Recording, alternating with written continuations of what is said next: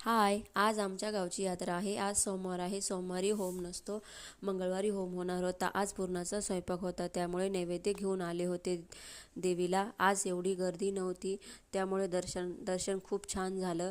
माझं दर्शन घेऊन झालं होतं. मग मी थोड्या वेळ बसली होती.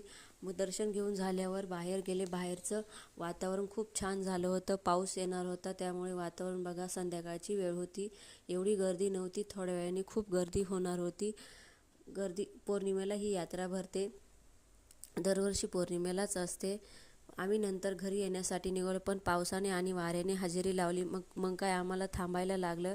घरी यायला उशीर झाला. त्या दिवशी क्लिप निघालीच नाही. दुसऱ्या दिवशीची ही क्लिप आहे.